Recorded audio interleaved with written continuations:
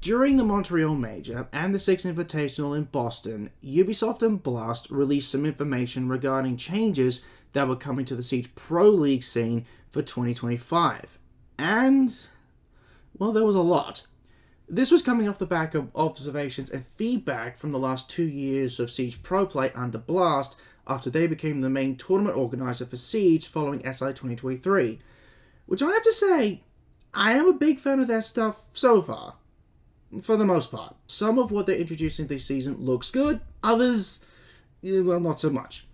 So let's take a look at what the Siege calendar is going to look like for 2025 and onwards. The three main topics on the docket for today are the revamped regional leagues and the Challenger Series, the tournament calendar, and major and invitational qualification updates. Let's kick off with the regional league revamp. Back when Blast took over the Siege Pro League, they expanded the regional leagues from 4 to 9, splitting both LATAM into Brazil and Hispanic Latin America, and APAC into South Korea, Japan, Asia, and Oceania, as well as bringing MENA into the fold for the first time. This was done in an attempt to give some of the weaker regions that were under ESL and FACEIT a chance to shine on their own, and allow for a truly worldwide ecosystem, which was great. But it also brought out an inherent imbalance that wasn't quite as noticeable back when it was just 4 leagues. If we were to look back at the top 8 from all 4 majors in the last 2 competitive seasons, Copenhagen, Atlanta, Manchester, and Montreal, then only 3 teams from outside the big 3 leagues in Europe, NA, and Brazil made it to the main stage. And 2 of those teams were from the same region. While it is true that we nearly had more teams from APAC making the main stage in Manchester and Montreal, the fact that they didn't makes the imbalance in skill and experience apparent. What's even more damning is LATAM was by far the weakest regional league, with no team even coming close to making the main stage or even qualifying for the Six Invitational in both 24 and 25. So in a move designed to bring a little bit more balance back into the competitive landscape, the regions are being condensed down from 9 back to 4. The EML, the NAL, SAL, and APL. On paper, this looks like a bit of a regression back to an ESL and FACEIT were running things, but that's not entirely the case, as all regions are still getting represented within the new leagues. The EML combines both the Europe and the MENA leagues. The LATAM League is actually being split into 2 in this new regional structure, with LATAM North going to North America to join the NA League, and LATAM South joining Brazil to create the South America League. And finally, the Asia Pacific League will see Korea, Japan, Asia, and Oceania back under one banner. Combining the existing leagues and making it a little bit more balanced across the board? Yes, yes, and yes! This is a good move from Blast. What makes it even better is that each league is uniform across the board. No more hyper-convoluted format. Yeah, I'm gonna have to stop myself there. Because, once again, Ubisoft does something right, only to shoot themselves in the foot in the 11th hour. The EML, NAL, and SAL all have the 10-team structure that we're all used to by now. A round-robin phase, followed by the playoffs. The APL works a little bit differently. There's going to be 3 8-team subdivisions within the league. APAC North, which combines the South Korean and Japan leagues, Asia, and Oceania, with the format for each subdivision being the same as the other 3 leagues, round robin and playoff phases.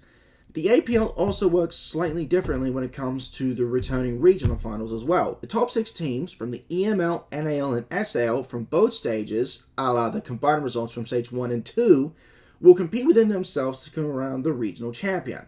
The APL will pull the top 2 teams from each subdivision for both stages to play in the regional finals. The format, I believe, is still the same. For the most part, I think this is pretty damn good. Having to balance 9 different regions and keeping them all competitive, to me at least, felt like a bit of a juggling act that Blast was struggling to maintain. And some regions were just being left in the wake of the bigger ones, becoming more and more successful at their expense. So bringing everything back down to 4 leagues makes a lot of sense. And keeping the regional formats mostly the same is a big tick in my book. By 2024, 7 of the 9 regions had the same round-robin playoff major qualification format that we all know. MENA and LATAM were the only 2 regions where that didn't happen, with MENA only having the round-robin phase throughout the entire stage, and LATAM having 2 separate divisions to decide who would go into the playoffs. My real concern here is that Blast seems to be resurrecting the Copa Elite 6 system from the ESL and FACEIT days and applying it to the APL. Now, CES was such a bone of contention in the old regional format. People actually cheered when it was announced that it would be scrapped under Blast's format. However, with the APL, it seems like it only applies for major qualification and regional finals, which I am happy for. I understand that bringing the CES model back for the APL was the most logical choice for APAC, purely because of how vast the various regions are, but my big worry is the risk of the potential imbalance between the subdivisions, similar to Brazil's dominance within Copa. We have seen evidence in recent years that APAC as a whole is more inherently balanced in terms of strength and skill, but I fear that we may have a repeat of APAC North and South under this new system. Time will tell, I guess. But that is not the only major change coming to the regional format. Challenger League is back under a different name. The Challenger Series is a chance for lesser established players and teams to showcase their mettle and potentially qualify for a seat in the big leagues. And what's better? Each region will have their own Challenger Series to fill in the spots for the domestic leagues for the entire year. Yep, you make it through, you play with the big boys for stage 1 and 2, giving them more time to come to terms with the level of competition at the top flight of Siege. Now, I should clarify something. When I said all regions will be getting their own Challenger Series, I didn't mean all subdivisions. APAC North, for whatever reason, is not getting a Challenger Series for 2025, with all teams in that league getting a direct invite. There are plans to introduce it for 2026, but given the current state of the esports scene within Japan and South Korea, I'm not entirely optimistic. Even the NAL has a slightly different Challenger Series setup, with LATAM North getting its own dedicated qualifier for their seat in the NAL for 2025. Now, I have mixed feelings about this. On the one hand, I feel like this is Ubisoft trying to make amends for the disaster that was CES back in the day, and giving a Mexican team a gimme pass to the big leagues. But on the other hand, this is going to be good development for the region. A full season with the NAL will do that Mexican team good in the long run, even if they do get smacked around in the first few games. By the time this video drops, all of the Challenger Series will have nearly been completed, and the regional leagues and subdivisions will have been filled out for the 2025 season. I will be giving a full breakdown for the Oceania subdivision within a couple of weeks, so keep an eye out for that one within the next, 3 to 4 weeks. Speaking of the calendar, we also got a preview of what the 2025 season will look like, and I have some opinions. For starters, we're down to just one major for the year, to be held in November. But to replace the July major, we have what Ubisoft and Blast have dubbed a seasonal kickoff event called Reload. I will be getting into that in a separate video because the format for that is more than a little confusing. In May, we have Reload to build up for the new season to begin in June with Stage 1 of the regional leagues. After Stage 1 ends in July, we go into a month's break, with August being reserved for off-season tournaments like EWC. Ugh, great. Stage 2 begins in September and runs all the way through to October, with the stage being capped up by the November Major. In December, we have the regional finals. July, the SI Last Chance qualifiers, all leading up to the Invitational in February. Now that we know what the calendar is going to look like, I do have to say that only having the one major in a year doesn't really make a lot of sense. Especially when 3 years ago, we had 3 majors per year to coincide with the 3 stages we used to have. I personally liked the idea of having 2 majors a year because it gives teams a double chance to test their mettle in a LAN environment before the Invitational at the end of the season. But it also allowed for players and staff to have a proper holiday in between stages. Having only the one major, even with a direct SI qualification on offer, feels kind of counterintuitive, as it offers teams only the one chance at an international event in the year, if you don't count invite. Speaking of SI, the method of qualification has also changed, as Ubisoft are going with a hybridization of direct qualification and the global standing system that we're all accustomed to already. As we mentioned earlier, we're still going to have the last chance qualifiers in January, but 5 additional spots have been opened up for direct qualification. The winner of the November major will also get a direct invite to SI, bypassing the need to ensure they have enough SI points to book their ticket for the Invitational. The same goes for the regional finals, with the winners of each earning their spot at SI. Following that, the top 11 teams on the global standings ladder that aren't already qualified for SI will have their tickets punched, which means that high-place results for both domestic stages and the major are still going to have an impact on who gets to play February. As for the major, it seems like we're going back to the old format that FACEIT used, at least in terms of qualification. The top 4 teams from the EML, NAL, and SAL for Stage 2 will qualify for the major in November, while the APL will have a major qualification bracket due to there being 3 subdivisions within that league. The top 4 teams from APAC North and the top 2 teams from both Asia and Oceania will fight it out in order to make the major, as well as their seeding for the group stage.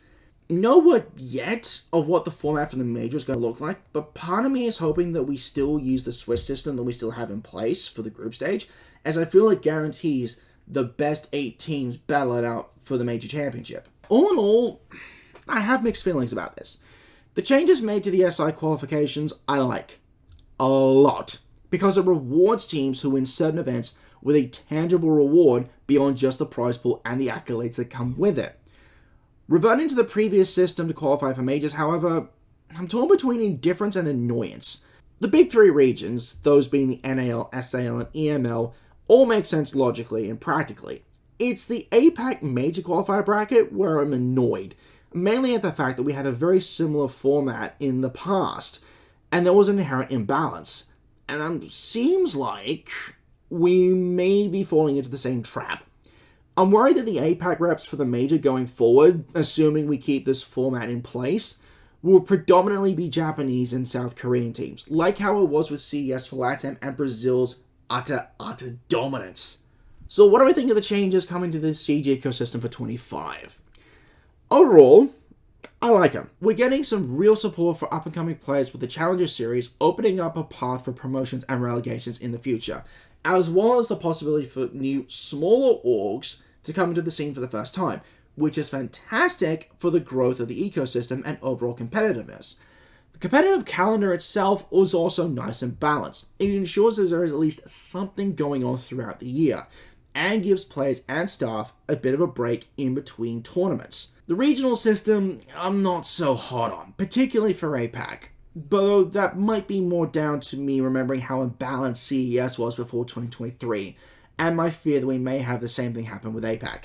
That said, going back down to 4 regions as opposed to 9 feels like the right call, because it makes it easier to balance between the domestic leagues and subdivisions as well.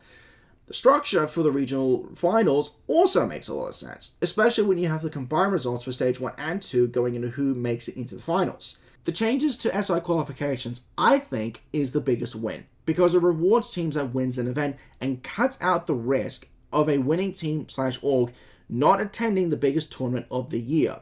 There is a tangible reward for teams that win big events during the year.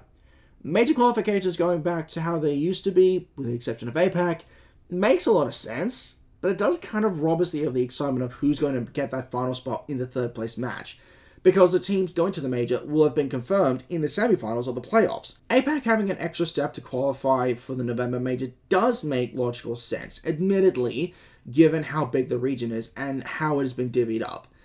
But I feel like there's going to be a pitfall somewhere along the way, whether it be, I don't know, the number of reps from each subdivision gets changed around, or there's a screw up in the format somewhere. I don't know.